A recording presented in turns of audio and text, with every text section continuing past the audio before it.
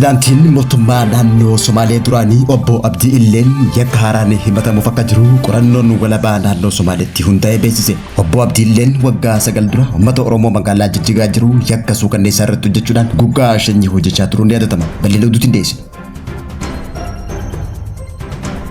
Hoogganaan olaanaa Iraan Mojtaba Khameneiin haleellaa jalqaba Ameerikaa fi Israa'el raawwatteen miilaa fi harki isaa waan madaa'eef yeroo ija kaameraa jalaa dhokatullee yeroo ammaan tana haalli fayyaa Mojtaba Khamenei haala gaarii jiraachuun hojii eegaluun dhagahame. Gama biraatiin ammoo hoogganaan Kooriyaa Kaabaa Kim Jong Un ammas irra deebiidhaan deeggarsa Iraaniif qabu agarsiisuudhaan hojiilee waraanaa tokko tokko jalqabuun dhagahameeti jira. Bal'ina oduutiin dhiyeessina. Waldhabdeen Iraanii fi Ameerikaa jidduu jiru sadarkaa yaachisaa fi sodaachisaa irra gahu miidiyaaleen idil addunyaa gabaasan. Odeessa Ameerikaan iddoo Gaazaa irraa qicattuu dhabuudhaan balbalti Gaazaa hundi Iraaniin cuccufamuun Doonaald Tiraamp garmalee aarsuun dhagahame. Bal'ina oduutiin dhiyeessina. Daawwattootaa fi hordoftoota Lammii Miidiyaa nageenya keenya bakka jirtan maratti isin dhaqqabu kanneen nama isin dhageessifne hangafoota oduu Lammii Miidiyaati. Amma bal'ina oduutti aansina.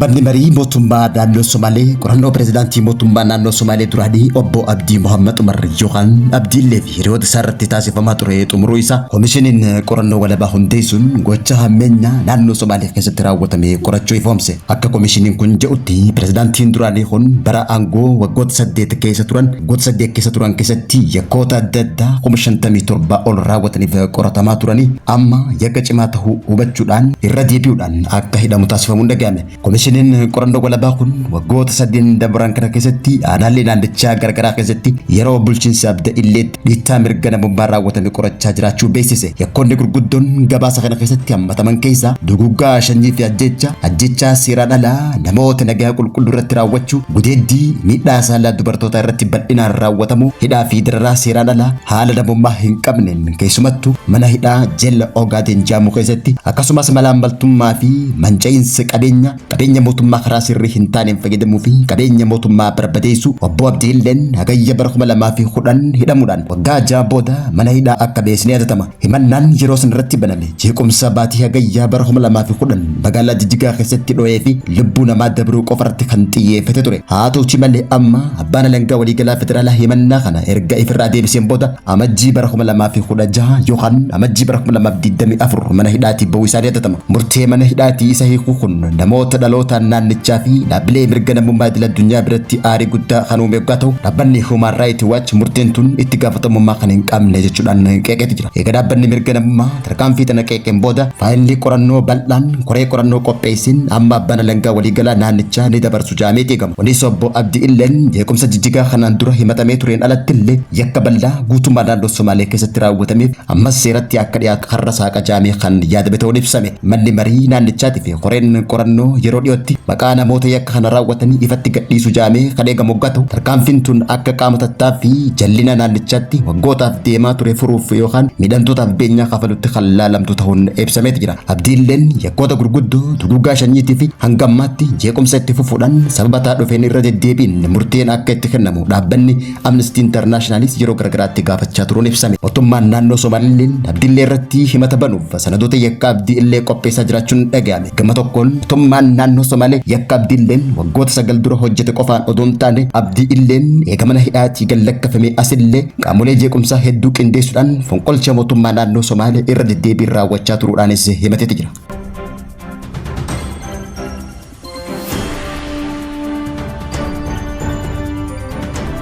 Hoogganaan olaanaa Iraan Mojtaba Khameneiin kan deenya bakka abbaa isaa bu'uudhaan hoogganaa olaanaa Iraan ta'uun filatame haleellaa jalqaba Ameerikaa fi Israa'eliin madahuu miidiyaan biyya Israa'el gabaasanitti jiru. Gabaasa miidiyaa Israa'el kan hordofuudhaan miidiyaan Iraanis madahuu ilma Ayatollah Ali Khamenei Mojtaba Khamenei dhugaa ta'uu mirkaneessanii Mojtaba Khameneiin kan madaa'e dhugaadha. Wayita Ameerikaa fi Israa'el haleellaa roobsaa jiranitti ta'uu ibsuudhaan Mojtaba Khameneiin odoo misaa'ilota dhukkaasuu madahuu ibsanitti jiru. Kunis Mojtaba Khameneiin odoo abbaan isaa hin ajjeefamin dura iccitii misaa'ilota Iraanii fi tooftaa addaa lolaa waan qabuuf kallattiidhaan nama dureen misaa'ilota Iraan dhukkaasaa turee fi ogeeyyii misaa'ilota dhukkaasaniif qindeessaa ture tahuu miidiyaan Iraan gabaasuudhaan guyyaa kaleessa mirkaneessaniiti jiru. Miidiyaan Israa'el akka gabaasetti ammoo Mojtaba Khameneiin misaa'ila Israa'eliin garmalee waan mada'eef socho'uu dadhabuun dhokate jechuudhaan namni bakka baasaa Ayatollah Ali Khamenei bu'ees xiyyeeffannoo waraana Israa'el jala waan jiruuf dhokate jechuudhaan gabaasan. Gabaasa miidiyaa Israa'el kanaaf deebii kan laate miidiyaan biyyaalessa Iraan Ayatollah Mojtaba Khameneiin akkuma mala isaa durirraa qabe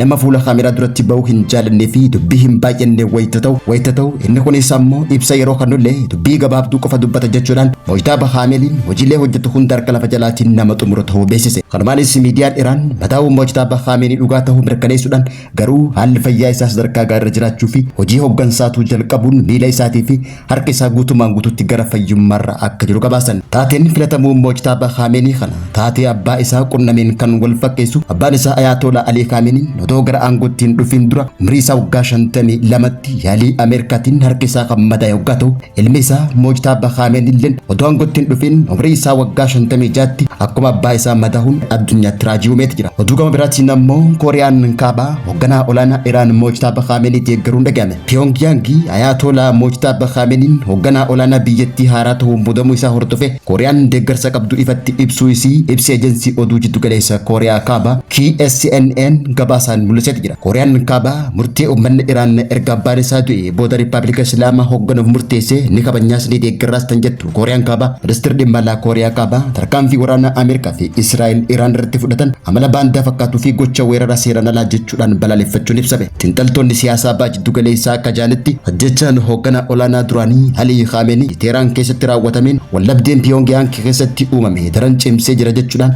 kunis Kim Jong Un meeshaa nukleeraa lubbuun jiraachuu sirrichaatiif barbaachisaa ta'e akka dhiyeessuuf sababa ta'uu ibsaniiti jiru.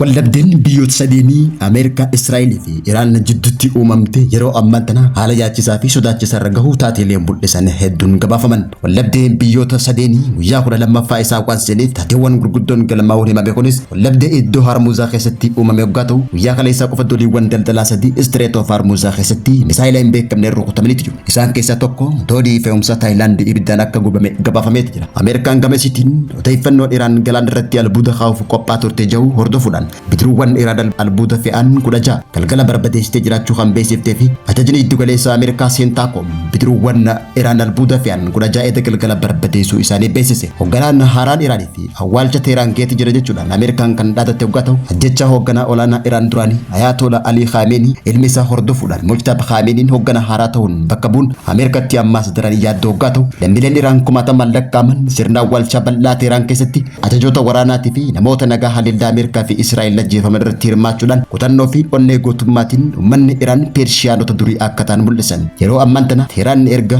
bakki boba'aa rukutameen booda aarri gurraachaan haguugamtee kan jirtu yoggaa ta'u pirezidaantiin Ameerikaa Doonaald Tiraamp Iraan albuuda galaana keessa yoo jiraate hatattamaan akka buqqaaftu akeekkachiiseeti jira. Doonaald Tiraamp yoo kana hin taane Iraan tarkaanfii waraanaa akka kanaan dura argitee hin beekne akka fudhattu akeekkachiiseeti jira. Iraan ammoo baankota naannichatti Ameerikaa fi Israa'el wajjin hidhata qaban irratti xiyyeeffachuu isii beeksise. Yeroo ammaan tana haleellaa qilleensaa Libaanos fi Iraan keessatti raawwatamaa jiruun lakkoofsi namoota du'anii dabalaa kan jiru yoggaa ta'u dhaabbanni mootummoota gamtoomanii haleellaa kana cimsee balaaleffateeti jira. Gatiin boba'aa addunyaas wallabdee kana hordofee haalaan dabalaa kan jiru yoo ta'u addunyaatti qaala'insi jireenyaa garmalee dabaluun biyyoota hulaa boba'aa buufata Strait of Hormuz eeggatan marti balbalti isaanii Iraaniin itti cufamuun kufaatii diinagdee haaraa galmeesseeti jira. Haalli kun itti fufnaan waraana haaraa biyyoota lixaa hedduu hirmaachisuun kan itti fufu ta'uun yaaddoo idil addunyaa ta'eeti jira. Kanaanis Raashiyaa, Chaayinaa, Kooriyaa fi Azerbaajaan deeggarsa Iraaniif qaban kan mul'isan yoggaa ta'u biyyoonni baajiddu galeessaa Iraan balaaleffachaa turan Turkii, Qaatarii fi Kuweet ammoo dhiyeenya kana gocha Ameerikaa kan balaaleffatan ta'uudhaan Iraan deeggaruu ifatti mul'isaniiti jiru. Kunis ammoo Iraan haala kanaan jabaattee kan itti fuftu yoo ta'e biyyoota baajiddu galeessaa harka micciiruudhaan Ameerikaa jalaa kan deebisu ta'uu xiinxaltoonni siyaasa baajiddu galeessaa ibsaniiti jiru. Daawwattootaa fi hordoftoota Lammii Miidiyaa irraa oduun yeroo kanaaf qabnu kan gammachiisan biraan gahaa turre turtii gaarii.